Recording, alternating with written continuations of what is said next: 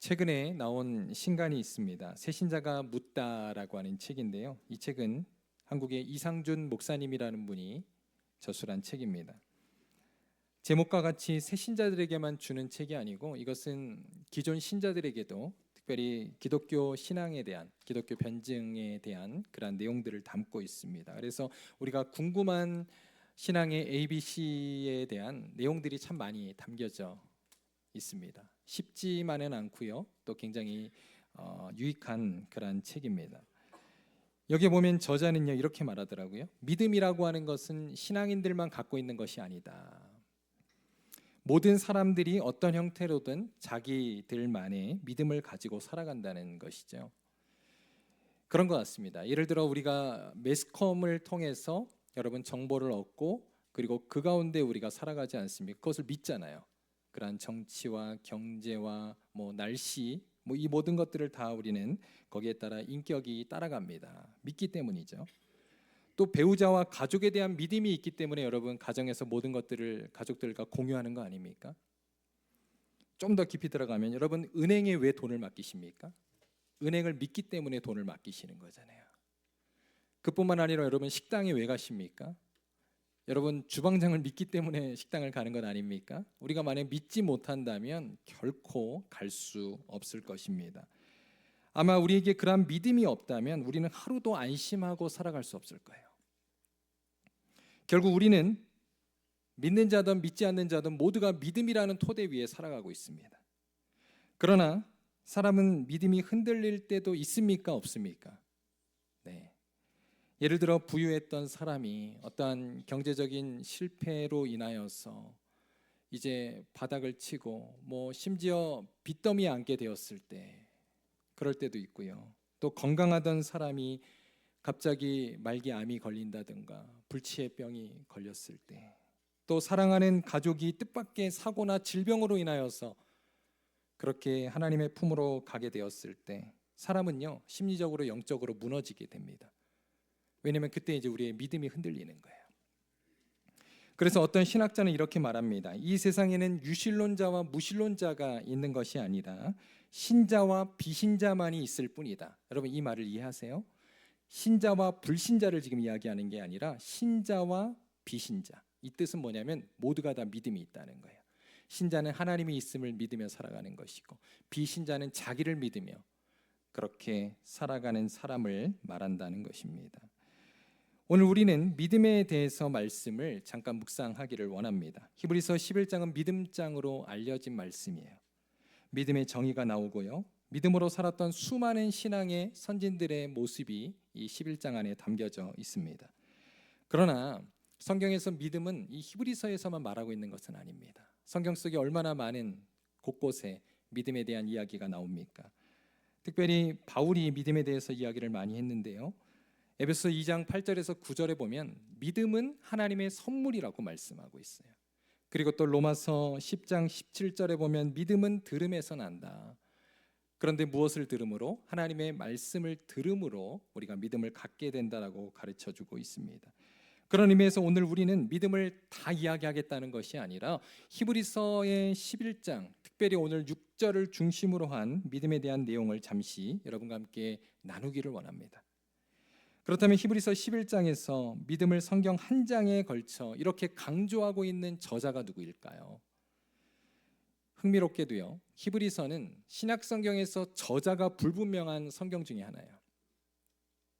나머지는 다 대부분 성경의 저자가 밝혀져 있습니다. 그런데 히브리서는 누구인지 잘 몰라요.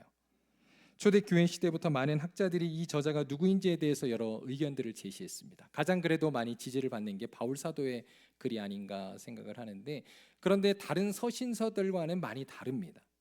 그래서 바울이 아닐 거라는 또 그러한 이제 입장도 많이 있어요.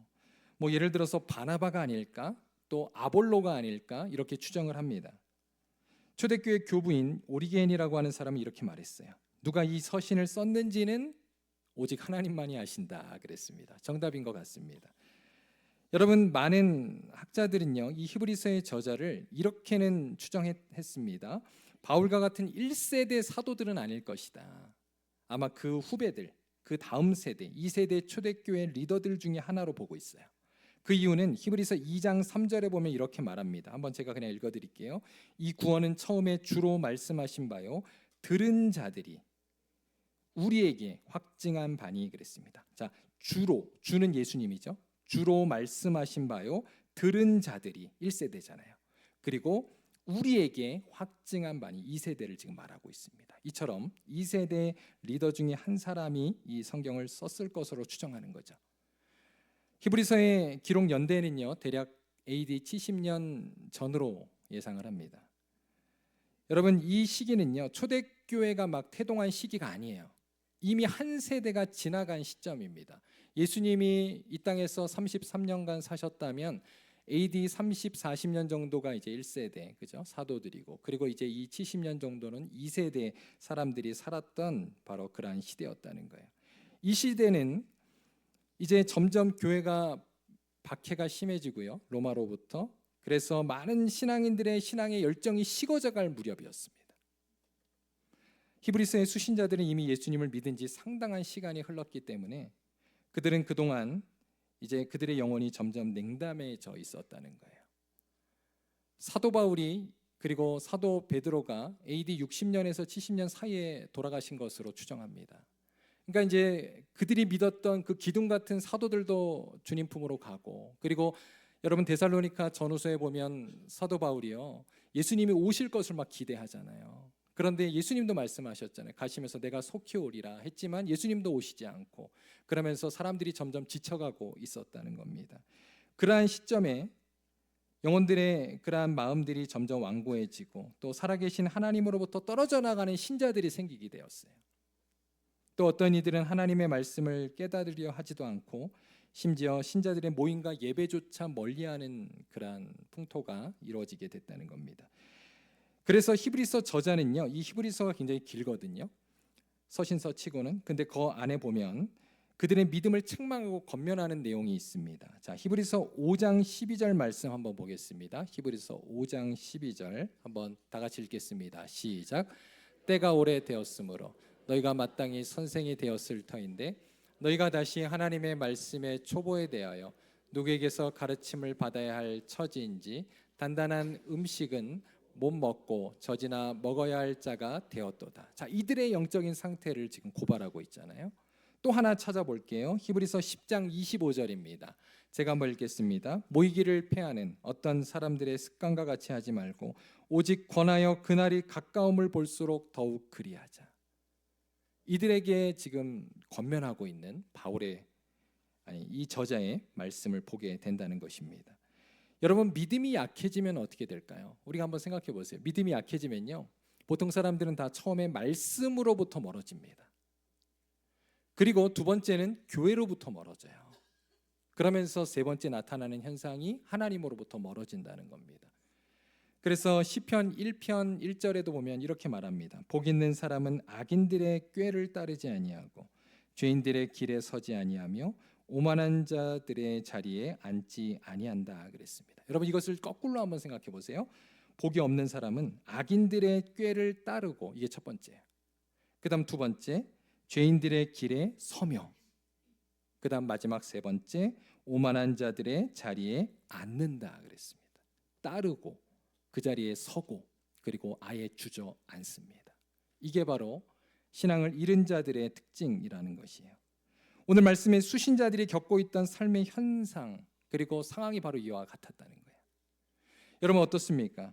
우리의 신앙생활과 한번 비교해 봤으면 좋겠습니다. 물론 이들이 겪었던 그러한 환경은 우리와는 좀 다르지만 우리도 어떻습니까? 우리도 신앙생활을 오래 하다 보니까 이렇게 의무적으로 형식적으로 하나님을 믿고 또 우리의 신앙이 점점 약해질 때가 종종 있다는 것입니다. 특별히 여러 가지 삶의 고난과 어려움 속에서 또 변화되지 않는 삶의 현실 속에서 우리는 하나님과 함께 살아가지 못하고 우리의 믿음이 흔들릴 때가 많다는 거예요. 그런 의미에서 오늘 말씀을 바탕으로 이 히브리서 저자가 이들에게 믿음을 강조했는데 다시금 믿음으로 설 것을 말씀하였는데 이 말씀이 우리의 말씀 되기를 바랍니다. 그래서 오늘 믿음이 무엇인지에 대해서 함께 우리가 말씀을 듣고 여러분 믿음 안에서 새롭게 일어서시는 귀한 성도님들 되시기를 바랍니다. 자, 믿음이란 무엇인가? 첫 번째 보겠습니다. 첫 번째로 믿음이란 살아계신 하나님을 믿는 것입니다. 오늘 본문 히브리서 11장 6절에 보면 우리가 함께 읽었는데요. 이렇게 나오죠. 하나님께 나아가는 자는 반드시 그가 계신 것과 그랬어요. 하나님을 믿는 자들은 하나님이 살아계신 것을 믿는다는 거예요. 그런데 믿음이 없는 사람들은 어떻습니까? 그들은 하나님의 살아계심을 믿지 않아요. 여러분, 그들이 하나님의 살아계심을 믿지 않는 이유가 뭘까요? 이거는요, 심플하게 얘기하면 하나님이 우리의 눈에 보이시지 않기 때문에 그래요. 우리가 만약 하나님이 우리의 눈에 보인다면 누구나 다 믿을 거예요. 그래서 믿음이 약한 사람들, 또 처음 교회 다니는 사람들이 이렇게 말하잖아요. 하나님을 보여주십시오. 그러면 제가 믿겠습니다 라고 이야기를 합니다. 그러나 여러분, 성경은 분명히 우리에게 말씀합니다. 하나님은 영이시다 그랬어요. 그러니까 하나님은 육이 아니세요. 영이세요. 요한복음 4장 24절에 말씀하셨고요. 그러면서 요한복음 1장 18절에 또 이렇게 말합니다. 하나님을 본 사람은 아무도 없다라고 말하고 있습니다. 여러분, 하나님을 본 사람은요, 이 세상에 아무도 없습니다. 왜 그렇습니까? 왜 그럴까요? 하나님은요, 영이시지만 또한 너무나도 거룩하시고 완전하신 분이기 때문에 우리가 볼 수 없다는 거예요. 이게 도대체 무슨 말인가? 여러분, 우리는 죄인입니다. 그래서요, 죄인인 우리가 그 완전하고 거룩하신 하나님을 직접 보게 되면 어떻게 될까요? 우리 중에 살아남을 자가 아무도 없기 때문에 그래요. 그래서 모세오경에 보면 주의 영광을 내게 보여주시옵소서라고 간절히 구했어요. 그런데 하나님께서 그의 얼굴을 보여주셨을까요? 안 보여주셨어요. 모세에게 자신의 등을 보여주셨잖아요. 하나님께서 지나가실 때 바위 틈에 모세를 넣으시고 그 위에 손으로 덮으신 채 그의 영광의 뒷모습만을 보여주신 내용이 성경에 기록되어 있습니다. 성경에 보면요, 하나님이 아니라 하나님의 천사를 본 자들은 있어요. 그런데 여러분, 그 하나님의 천사를 본 자들도 모두 다 그 반응이 어땠는지 아세요? 다 죽은 자와 같았습니다. 왜요? 너무너무 무서웠기 때문에, 너무너무 두려웠기 때문에. 여러분, 지금 하나님이 아닙니다. 하나님이 만드신 피조물 천사를 본 사람들도 다 두려워 떨었다고요. 다 죽은 자와 같았어요. 모두 엎드려서 그들은 납작히 두려워했습니다. 그만큼 하나님은 크고 두렵고 거룩한 분이라는 사실이에요. 그러니까 하나님은 우리를 위해서 자신을 보여주시지 않는 거예요. 우린 다 죽습니다. 그런데 여러분, 희망적인 이야기는요, 요즘 묵상하는 요한계시록에 보면 이렇게 우리에게 약속하고 있습니다. 요한계시록 22장 4절에 보면 장차 우리가 새하늘과 새 땅에서 그분의 얼굴을 보게 될 거라고 말씀하고 있어요. 우리가 눈과 눈, 얼굴과 얼굴로 주님을 만날 그날이 있을 것임을 약속하고 있습니다. 여러분, 믿으십니까? 그날을 소망하시기를 바랍니다. 자, 그렇다면 우리가 하나님의 살아계심을 믿게 되면 과연 어떤 변화가 일어나게 될까요? 하나님의 살아계심을 믿게 되면 나타나는 첫 번째 변화는 하나님의 말씀을 신뢰하게 됩니다. 여러분, 우리가 믿는 사람들의 말은 신뢰하잖아요. 그죠? 똑같습니다. 우리가 하나님의 살아계심을 믿으면 그때부터 하나님의 말씀을 신뢰하기 시작한다는 거예요. 그리고 그 약속에 담긴 말씀대로 살아가게 됩니다. 히브리서 11장 1절에 보면 이렇게 말해요. 믿음에 대해서 한번 다 같이 읽겠습니다. 시작. 믿음은 바라는 것들의 실상이요 보이지 않는 것들의 증거니. 아멘. 이 짧은 구절 안에 믿음의 본질이 담겨져 있습니다. 믿음은 단순한 낙관이나 기대가 아닙니다. 감정이 아닙니다. 하나님의 약속을 실제로 붙드는 삶의 태도를 말해요. 또 보이지 않지만 반드시 이루어질 것을 믿는 내면의 확신이라는 것입니다. 지금 1절이 그것을 말해주고 있는 거예요. 그러면서 2절에 보면 이렇게 또 말씀하고 있지 않습니까? 2절 한번 제가 읽습니다. 선진들이 이로써 증거를 얻었느니라. 여기서 말하는 선진들, 이들이 누구입니까?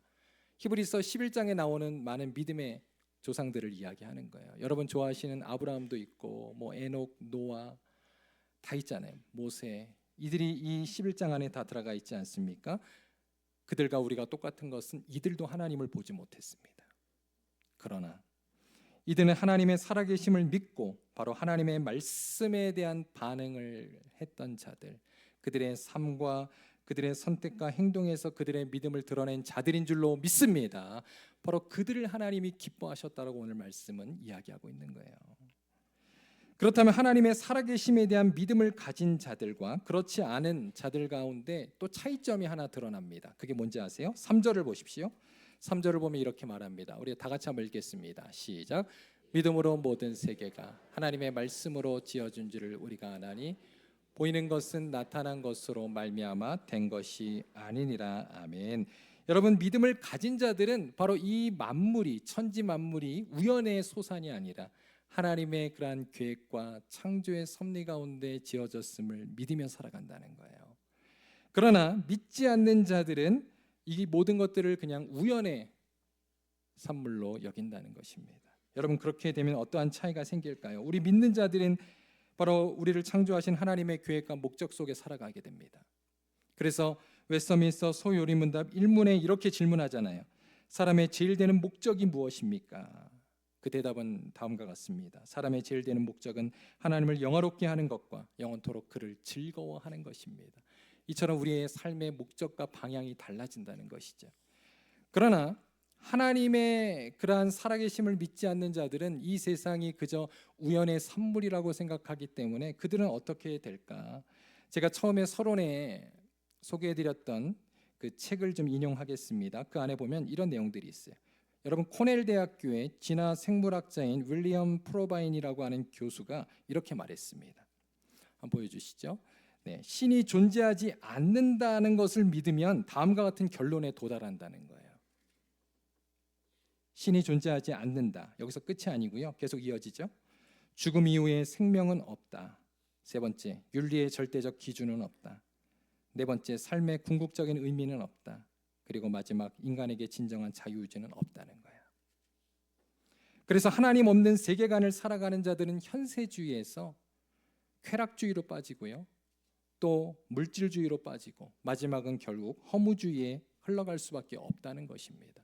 그래서 우리가 아는 것처럼 솔로몬이 모든 것을 다 가져보았지만 해 아래에서, 여러분, 해 아래에서라는 말은 하나님 없으면 그 모든 것들이 무엇이라고요? 헛되고 헛되고 헛되도다. 오늘 이 허무주의와 연결되는 것을 우리는 보게 된다는 것입니다. 그 결과 세상 사람들은 그저 이렇게 말하는 것이죠. 사는 동안 최대한 많이 누리고 최대한 즐기다가 죽는 것, 이것이 인생의 가장 행복이고 전부야라고 하며 살아가는 것입니다. 하지만 그것이 정말 인간답게 사는 삶일까요? 여러분, 어떻게 생각하십니까? 또 어떤 이들은요, 이 땅에서 구원을 얻기 위해서, 또 이 땅에서 행복을 얻기 위해서 막 자기를 수행해요. 그리고 고행을 하면서 그렇게 살아가는 사람들도 있습니다. 그들은 이제 타 종교인들이에요. 우리 기독교인들을 제외한 타 종교인들은 그렇게 살아갑니다. 깊은 산속에 한 수도사가 살고 있었습니다. 그는 세상의 유혹에서 벗어나기 위해서 이제 깊은 산속에서 자주 금식도 하고 또 수도 생활을 그렇게 홀로 하면서 살았어요.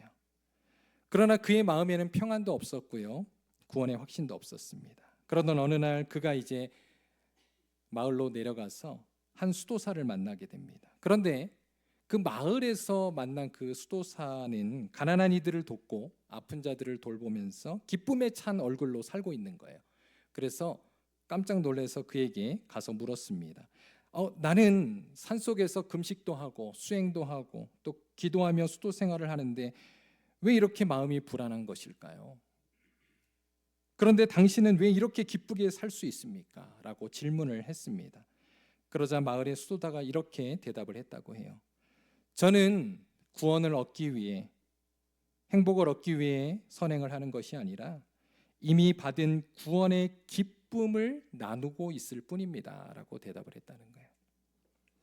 이 말을 들은 산속의 수도사는 그제야 깨닫게 됩니다. 자신은 여전히 자기의 노력으로 구원을 이루려고 했지만 마을의 수도사는 이미 하나님의 은혜로 구원받은 기쁨 안에서 살아가고 있었다라고 하는 것입니다. 사랑하는 성도 여러분, 하나님을 믿는 사람의 삶은 이처럼 다르다는 것이죠. 그는 눈에 보이지 않아도 하나님이 살아계심을 믿고 또 그분의 말씀을 신뢰하며 이 땅에서 하나님의 뜻을 살아가는 자들, 그들이 바로 믿음의 사람인 줄로 믿습니다.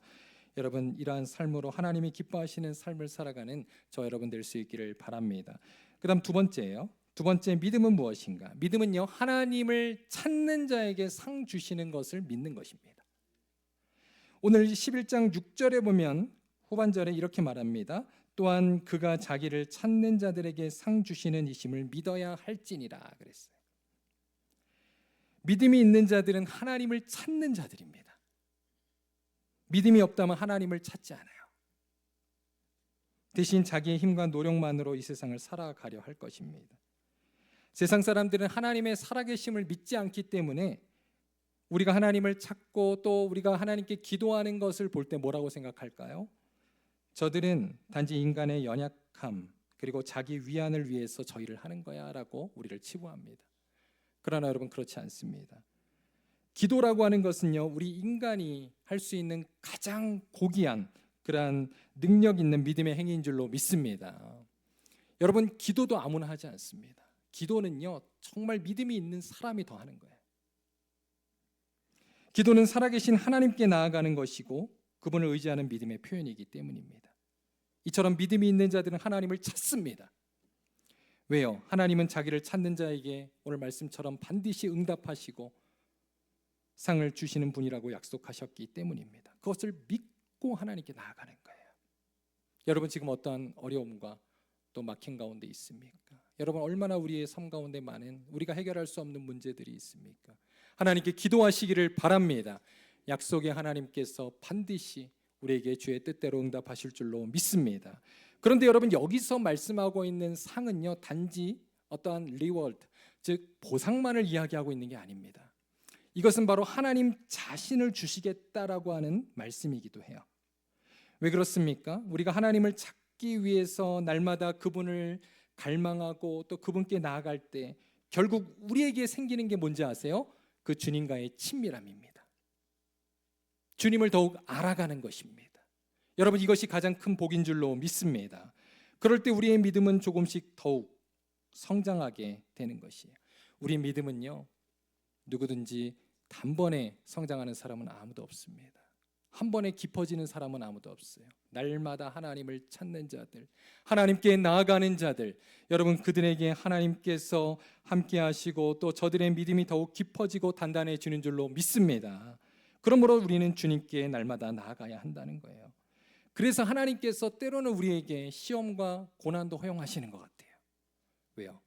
그렇지 않으면 우리가 하나님을 찾지를 않거든요. 하나님은요 자기를 주기를 원하십니다.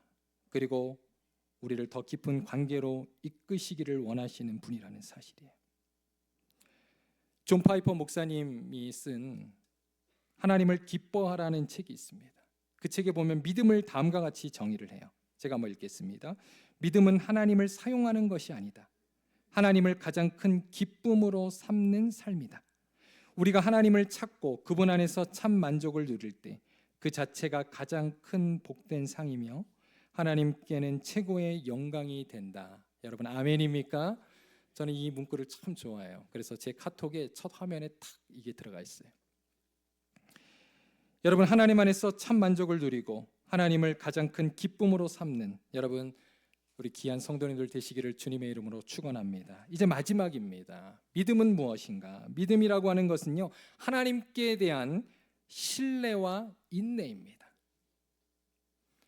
이제 11장 마지막에 보면 36절 이하로부터 이상한 이야기가 써 있어요. 여러분 믿음을 가진 사람들이라고 해서 이 땅에서 모든 것들이 다 잘 될까요? 그렇지 않습니다. 이 땅에서 모든 것들이 다 잘 풀리고 만사형통하는 게 아님을 성경 말씀하고 있습니다. 자, 36절부터 38절 제가 좀 요약을 해놨는데요. 우리 한번 다 같이 읽겠습니다. 시작.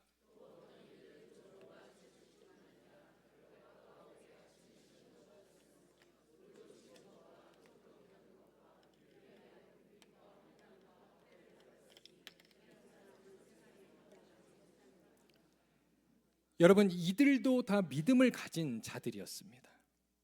그런데도 이들은 어떻습니까? 이 땅에서 상을 받지 못했을 뿐만 아니라 어쩌면 이들은 이 땅에서 저주를 받은 것 같은 삶을 살았던 자들이에요. 이러한 믿음의 시련들로 인해 사실 아까 제가 처음에도 말씀드렸지만 히브리서의 이 수신자들도 어땠습니까? 그들이 지치고 그죠? 하나님을 점점 떠나갔다라고 말씀드렸어요. 이들의 믿음이 흔들렸다 그랬습니다. 사랑하는 성도 여러분, 우리도 이러한 고난을 겪을 때가 있지 않습니까? 우리가 믿음의 그런 고난뿐만 아니라 우리의 삶에 많은 이해할 수 없는 고난과 시련이 우리에게 찾아오기도 합니다. 그럴 때 우리는 이런 질문을 던질 수 있어요. 왜 나만 이런 고난을 겪는 것일까요? 하나님, 이렇게 기도할 수 있다는 겁니다. 또 하나님이 살아계시다면 왜 우리 가정에 이런 일이 일어나는 것입니까? 그렇게 우리는 따질 수 있다는 것입니다.